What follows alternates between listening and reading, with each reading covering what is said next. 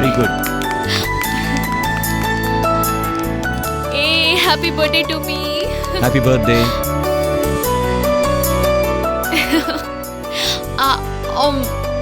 Super. Kathir எடுத்துக்கோ கதிர். சரி sir. Thank you. Many more happy returns of the day. இன்னைக்கு என் பர்த்டே கிடையாது. கேக்ல பர்த்டேன்னு போட்டிருக்கேன். அது உனக்கு புரியாது.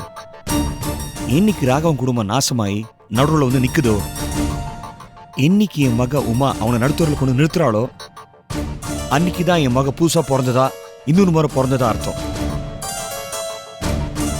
இந்த லட்சத்துக்காக தான் இந்த கோடீஸ்வர மக அந்த குப்பை தொட்டி வீட்டுக்கு போய் இத்தனை வருஷமா குப்பை கொட்டியிருக்கா.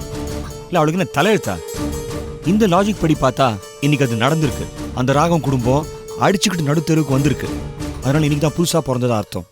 ஆக்சுவலா அவளுக்கு இன்னைக்கு பர்த்டே கிடையாது சார். ராகவன் குடும்பம் அடிச்சுக்கிட்டு நடுத்தெருவுக்கு வந்தா இவங்க புதுசா பிறந்ததா சொல்றீங்க. இப்படி ஒரு பிறந்த நாளை கொண்டாடினதான் நான் இது வரைக்கும் கேள்விப்பட்டதே இல்லை. கதிர், இதெல்லாம் பணக்கார விளையாட்டு. தயவு செஞ்சு கண்டுக்காது. அப்பா, அந்த போலீஸ் ஸ்டேஷன் அடிதடி இருக்கே, நீங்க உங்க கண்ணால பாக்கலப்பா. அடடடடடா, ஒரு பக்கம் அம்மா, இன்னொரு பக்கம் ராஜீவ், துவாரகேஷ், மீனா, 3 பேரும் அடிச்சுக்கிட்டு பெரிய கலாட்டாப்பா. துவாரகேஷும் மீனாவும் சேர்ந்து ராஜீவ் அடிக்கிறாங்க. ராஜீவ் அவங்கள திருப்பி அடிக்கிறாரு. அந்த மாமியார் கிழவி பைத்தியம் பிடிச்ச மாதிரி கத்தி கதறா. ஐஜியும் போலீஸும் வேடிக்கை தான்ப்பா பார்த்தாங்க. ஆமாவுமா, நீ அந்த சண்டையில கலந்துக்கலையா? நான் ஏப்பா கலந்துக்கிறேன். நல்லா கொளுத்தி விட்டு பத்தி எரியறத வேடிக்கை பார்த்துக்கிட்டு ஒரு ஓரமா நின்னுட்டு நல்லா ஜாலியா குளிர் காஞ்சிட்டு இருந்தேன். அவன் இவனை திட்டுறான், இவன் அவனை திட்டுறான். ஐயோ, யார் திட்டுறாங்கன்னே தெரியலப்பா. ராகவன் இத்தனை வருஷமா கட்டி காப்பாத்தின குடும்ப மானம் போலீஸ் ஸ்டேஷன்லயே நாரிடுச்சு. கேட்கறதுக்கே காது குளிர்ச்சியா இருக்கு. பார்த்தோம் கண்ணு எவ்வளவு குளிர்ந்திருக்கும். ஒட்டாதுப்பா. இனிமே அந்த குடும்பம் ஒட்டவே ஒட்டாது. துண்டு துண்டா உடைஞ்சு செதறிடுச்சு. ராகவனை காணோம். பிரியா தனியா வீட்ல இருக்கா. அம்மாவும் பெத்த பிள்ளைங்களும் நடு ரோட்ல அலையுதுங்க. நான் நினைச்சத சாதிச்சிட்டேன்பா. எந்த காட்சி என் கண்ணு முன்னாடி நடக்கணும்னு நினைச்சு இந்த வீட்டை விட்டு நான் போனனோ அது நடந்துருச்சுப்பா. என் லட்சியம் நிறைவேறிடுச்சு. ராகவன் குடும்பம் பீஸா போயிடுச்சுப்பா. வெரி குட்மா. என் மகன் நீ கண்டிப்பா ஜெயிப்பேன்னு எனக்கு தெரியும். நீ சாதிச்சிட்ட. கங்க்ராட்ஸ். ஆனா ஒண்ணுப்பா, என்னதான் நான் அந்த குடும்பத்தை வெறுத்தாலும் ராஜீவ் சொந்த தம்பி தங்கச்சி கிட்ட உதவாங்கினது கொஞ்சம் வருத்தமா இருக்கு. மனசு கஷ்டமா இருக்குப்பா. நோமா, நோ பிளடி சென்டிமெண்ட்ஸ். அந்த ராஜீவ் ஒரு விஷப்பாம்பு. நம்ம வீட்டில் வச்சு லிட்டர் கணக்கு பாலை ஊற்றி முட்டையை கொடுத்து எப்படி வளர்த்துருப்போம். நேரம் பார்த்து கொத்திட்டு போல. உன்னை இக்னோர் பண்ணிட்டு ஸ்னேகாவோட சேர்ந்து கொட்டாடிக்கல. ஓ அதற்கு கம்பெனி ஆரம்பிக்க முயற்சி பண்ணல. அந்த வீட்டில் உன்னை வச்சு ஸ்னேகாக்கு முன்னாடி உன்னை அவமானப்படுத்தல. அப்படிப்பட்டவனுக்கு என்னமா சென்டிமெண்ட் வேண்டியிருக்கு? கட்டிட்டானேப்பா. அவன் கட்டின தாலி ஒன்னா அப்பப்போ எடுத்து கண்ணில் ஒத்திக்கோ. இந்த காலில் தாலிக்கு இருக்கிற மரியாதை தாலி கட்டினவனுக்கு கிடையாது. ஏன்னா அந்த தாலியில் ஒரு 4 கிராம் தங்கம் இருக்கு. அது ஒரு ஆபத்துக்காவது உதவும். தாலி கட்டினவன் பாதி பேர் வேஸ்ட். கரெக்டுப்பா. சார் என்ன சார் ஆம்பளை வர்க்கத்தை நீங்களே கேவலமா பேசுறீங்க? எனக்கும் கல்யாணம் ஆகி குழந்தை பொண்டாட்டி எல்லாம் இருக்கு சார். யோ, நான் பாதி பேர் தானே வேஸ்ட்னு சொன்னேன். மீதி பேர் லிஸ்ட்ல நீ இருக்கையா? ஏன் அவசரப்படுற? சரி சார். பா, இப்போ ராகவன் வீடு உடைஞ்சாச்சு. ஷியாமலாக்கு பைத்தியம் பிடிச்சாச்சு. புள்ளைங்க நடுத்தெருவுக்கு வந்தாச்சு. இன்னும் 2 விஷயம் தான்ப்பா பாக்கி. சொல்லுமா, செஞ்சிருவோம். இந்த ராகவனை எங்கேன்னு இப்ப கண்டுபிடிக்கணும்பா. உமா, நமக்கு தேவையில்லாத வேலை. அந்த ராகவன் எங்கேயோ போய் செத்து கிடந்தா அது நமக்கு லாபம் தான். இல்லைன்னா எங்கேயா ஓடி போய் காணாம போயிட்டனா அது நமக்கு நஷ்டம் கிடையாது. கொஞ்ச நாள் அந்த வயசான கழவனை டீல விடு. வரும்போது பார்த்துக்கலாம். இன்னொரு விஷயம் நான் சொல்லு. ஸ்னேகாப்பா, என் மெயின் வில்லி. அவளை மறக்க முடியுமாப்பா? அவளை அழிக்கிறதுல ஒரு அலாதி இன்பம் இருக்குப்பா. அவளை கத்த விடணும், கதற விடணும், சித்திரவதை பண்ணணும்பா. அவளை அந்த துவாரகேஷ் வெறுத்து ஒதுக்குற மாதிரி செய்யணும்பா. அவ கழுத்துல இருக்கிற தாலிய கழட்டி எடுத்துட்டு துவாரகேஷ் அந்த வீட்ல இருந்து அவளை அடிச்சு துரத்துற மாதிரி நாம பண்ணணும்பா. அடடா, லட்சியம்னா இது லட்சியம், இதுதாம்மா லட்சியம். அதையும் சாதிப்போம். சாதிப்போம்பா. எஸ்.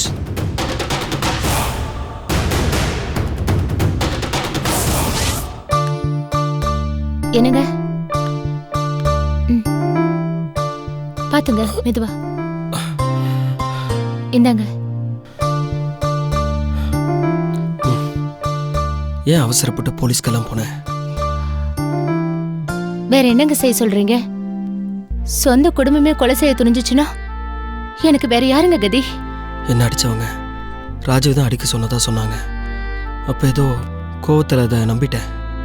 நீ போலீஸ் ஸ்டேஷன் போனதுக்கப்புறம் நான் எல்லாத்தையும் யோசிச்சு பார்த்தேன். எனக்கு என்னமோ ராஜீவ் இதை செஞ்சிருப்பானான்னு நம்பிக்கை வரல. இதில் என்னமோ எனக்கு டவுட் இருக்கு. அவன் செய்யக்கூடிய ஆளுதான். அவன் ஒரு சுயநலக்காரன். தங்கச்சி வீட்டுக்காரன்னு கூட பார்க்க மாட்டான். பணத்துக்காக பாசத்தையே தூக்கி போட்டுருவான் அவன். மீனா, நீ நினைக்கிற மாதிரி ராஜு ஒன்றும் தப்பான ஆள் கிடையாது. அவன் நல்லவன் தான். அதே மாதிரி கூலிப்படையை விட்டு என்னை அடிக்கிற அளவுக்கு அவன் குழையும் கிடையாது.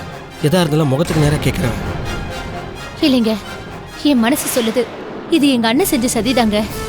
அண்ணனா இருந்தா என்ன, தம்பியா இருந்தா என்ன, இல்ல பெத்த அப்பாவா இருந்தாதான் என்ன, என் புருஷன் மேல கை வச்சவங்கள நான் சும்மா விட மாட்டேன். அதெல்லாம் சரிதான். ஆனால் நீ போலீஸ் ஸ்டேஷன் போன தப்பு. நம்ம குடும்பமான என்னாகிறது? அதெல்லாம் அப்ப யாருங்க யோசிச்சது? ஏதோ கோவம், வேகம், ஆத்திரம், அதான் போயிட்டேன். கதிர் விஷயத்துக்கே நம்ம வந்து போலீஸ் ஸ்டேஷனுக்கு போல. இது என்ன அதை விட பெரிய விஷயமா? சரி, ராஜு மேலே கம்ப்ளைண்ட் கொடுத்துருக்கியா? ஆமா. வாபஸ் வாங்கிடு. இல்லைங்க. வாபஸ் வாங்குன்னு சொன்னேன். சரிங்க.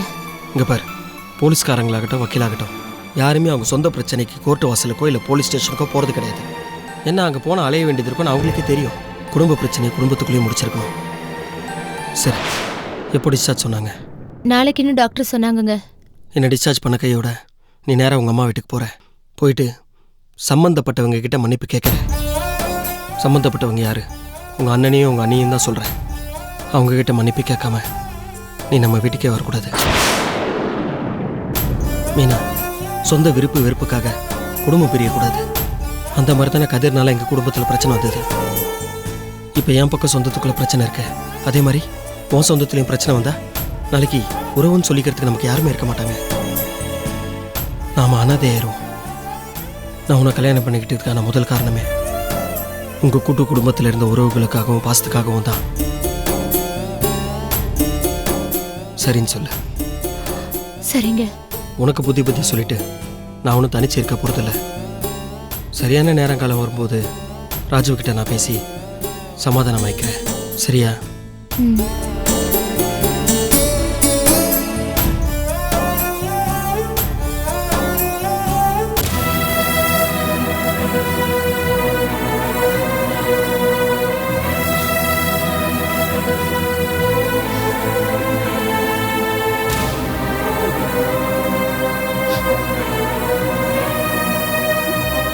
எங்கடா என் புருஷன்?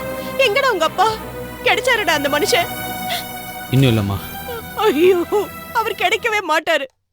அவர் இனிமே இங்க வரவே மாட்டாரு. அவர் மானஸ்த போயிட்டாரு. நான் மானம் கெட்டவ இன்னும் போகாம இருக்கேன். ஐயோ அத்தை, ஏன் இப்படி எல்லாம் பேசுறீங்க அத்தை? இல்ல உமா, எனக்கு வாழ்க்கைய வெறுத்து போச்சு. இனிமே நான் வாழ விரும்பல. வாழ்ந்து என்ன பிரயோஜனம்? டேய், அவர் என்ன திட்டினாலும் அடிச்சாலும் கோச்சுக்கிட்டாலும் எனக்கு நம்பிக்கையா இருந்தவரு இப்ப போயிட்டாரு. டேய், எப்படியாவது என் புருஷனை கண்டுபிடிச்சு என்கிட்ட கொடுத்துடுறா பிளீஸ்டா. நாங்க எங்கேயாவது ஓடி போய் கண்காணாத இடத்துல வாழ்ந்துக்கிறோம்டா. உங்க வழிக்கே வரலடா. ஏமா இப்படிலாம் பேசுறீங்க? தேடிட்டு இருக்கோம், கிடைச்சிருவாருமா. அழகி நிப்பாட்டுங்க. ஸ்னேகா, அம்மாவுக்கு குடிக்க எதை கொண்டா.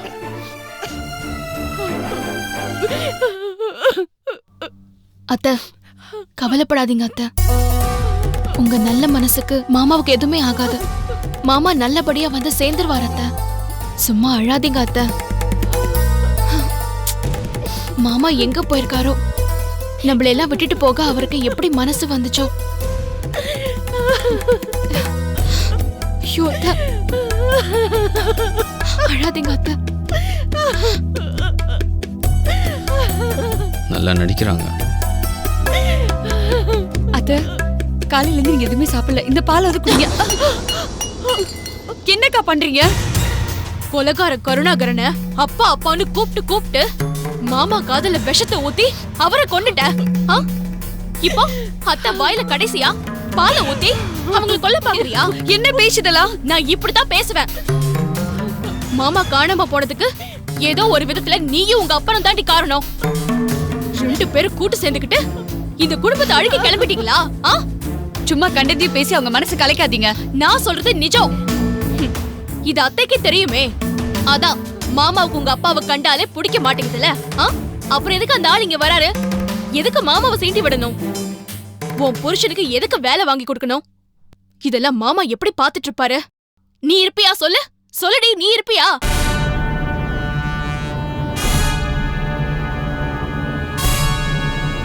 அதனால்தான் உங்களை மாதிரி துரோகிங்க முகத்துல முழிக்க வேண்டான்னு அவர் போயிட்டாரு. அவரை துரத்தி அடிச்சது நீயும் உன் புருஷனும் தாண்டி. இவ்ளோ காரியம் செஞ்சுட்டு இப்ப அத்தைக்கு பால் குடுக்கறியா? பாலு மனசாட்சி இருக்காடி உனக்கு? இந்த வீட்டுக்கு நீ மருமக தானா?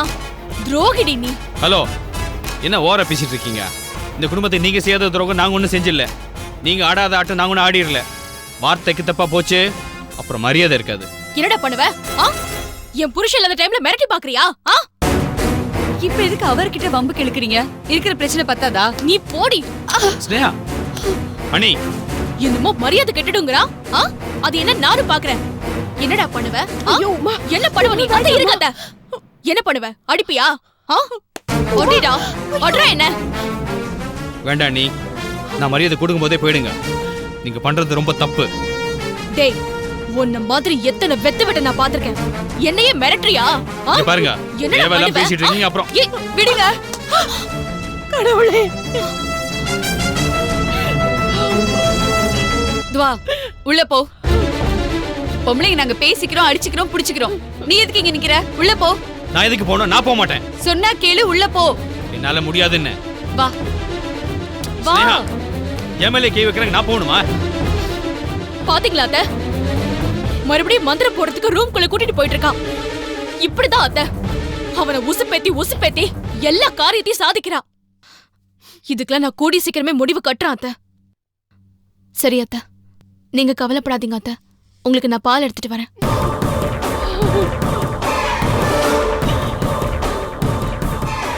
அவங்கள எதுக்கு மிரட்டி வம்பு பண்ணிட்டு இருக்க? பொம்பளை கிட்ட உன் வீரத்தை காட்டுறியா? அவங்க என்ன பேச்சு பேசுறாங்க பார்த்தல? அவங்க பேசுறதுல என்ன தப்பு?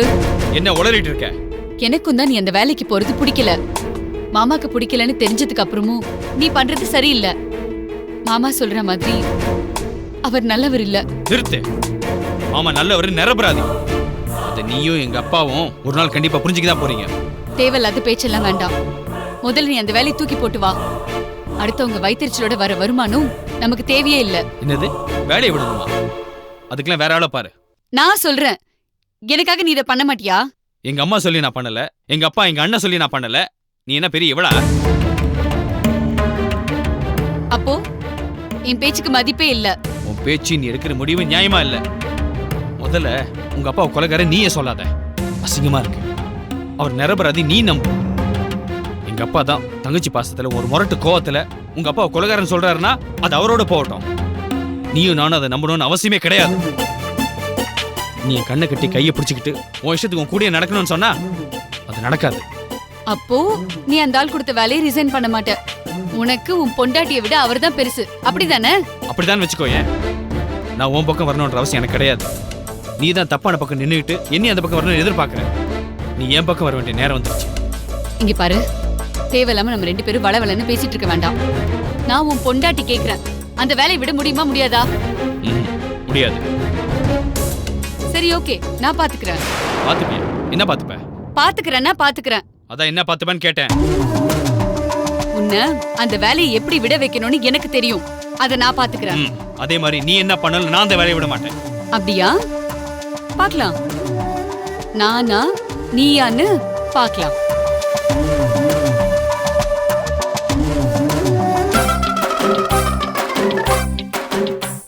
என்னம்மா இது? காலங்காத்தால எதுக்கு ஜூஸ் எல்லாம்? தலை வலிக்குதுமா, காஃபி போட்டு கொண்டு வா முதல்ல. அம்மா, இது உனக்கு இல்ல, என் புருஷனுக்கு. என்னங்க இந்தாங்க ஜூஸ். உடம்புக்கு நல்லது, குடிங்க. மத்தியானம் உங்களுக்கு பிடிச்ச சமையல் பண்ணி வைக்கிறேன். சீக்கிரமா வந்துருங்க. என்ன என்னது ஆட்டுக்கால் சூப்பா? ஏங்க அந்த பிரியாவை ஒரு நாள் நினைச்சேன். நீ எப்ப காலங்காத்தால ஜூஸ் கொடுத்து உடம்புக்கு நல்லதுன்னு சொல்லி மத்தியானம் ஸ்பெஷல் லஞ்ச்லாம் சொன்னியோ நினைச்சேன் அதுதான் இருக்கும். Sir good morning sir. வாப்பா துவாரகேஷ், என்ன திடீர்னு? வாப்பா ஜூஸ் குடிக்கிறியா?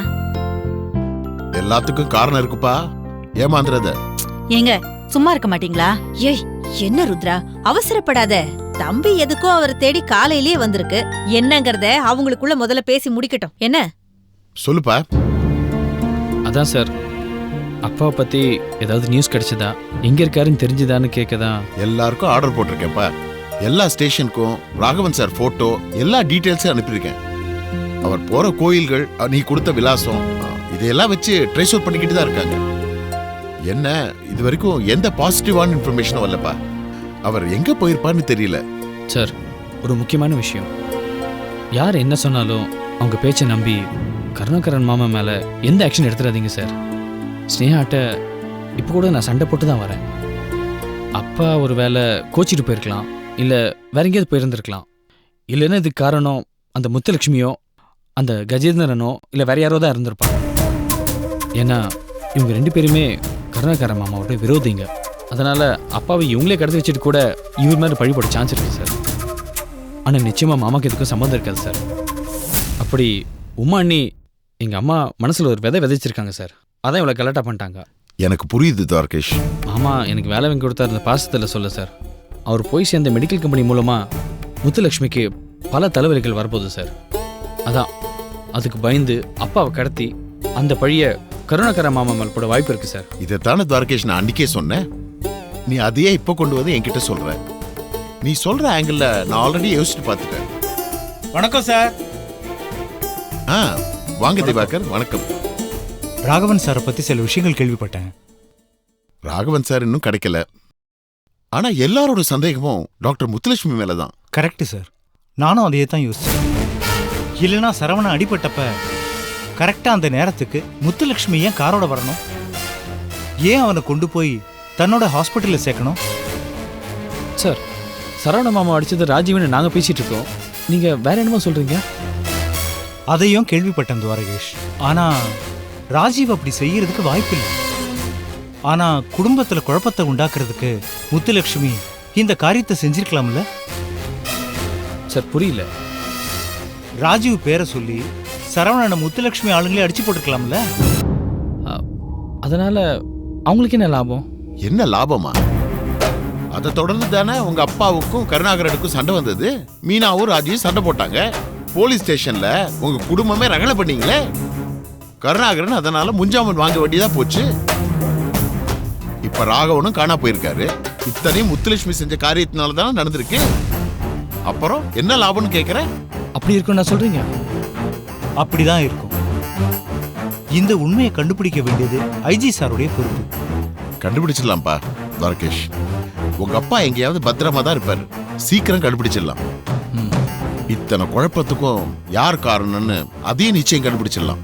வா கிளம்பலாம். என்னங்க நீங்க 2 பேர் வேணா கிளம்புங்க. தம்பி டிஃபன் சாப்பிட்டு போட்டோம். ஆமா மாப்பிள்ள, துவாரகேஷ் தம்பி கொஞ்ச நேரம் இருந்து சாப்பிட்டு போட்டுமே. ஐயோ வேண்டாங்க, நான் இன்னொரு நாள் வந்து சாப்பிட்றேன். நான் கிளம்பணும். வா. என்னங்க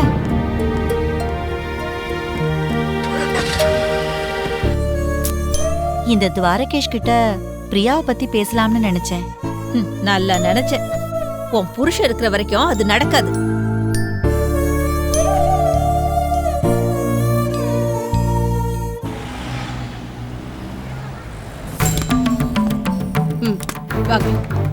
மேடம், மிஸ்டர் சரவணனுடைய டிஸ்சார்ஜ் ரிப்போர்ட்டும் பிளஸ் பில்லும் இருக்கு மேடம். மெடிக்கல் பில் எவ்வளவு வந்திருக்கு? 1,35,000 மேடம். 1,35,000. அவங்களோட நிலைமைக்கு கொஞ்சம் அதிகம் தான். ஏதாவது அட்வான்ஸ் வாங்கியிருக்கீங்களா? இல்ல மேடம், நீங்களே கொண்டு வந்து அட்மிட் பண்ணதுனால. ஓ ஓகே ஓகே. ஒன்னு பண்ணுங்க, அவங்கள உள்ள வர சொல்லுங்க. Okay madam. ஒரு நிமிஷம். இந்த ஃபைலை நீங்க எடுத்துட்டு போயிடுங்க. ஓகே. அவங்க உள்ள வந்து என்கிட்ட பேசிட்டு இருக்கும்போது அப்பதான் ஃபர்ஸ்ட் டைம் இந்த ஃபைலை என்கிட்ட நீங்க தர மாதிரி ஒரு சின்ன பில்டப் பண்ணுங்க. ஏன் madam? Just do what I say. Okay madam, செஞ்சிடறேன். இடியட்.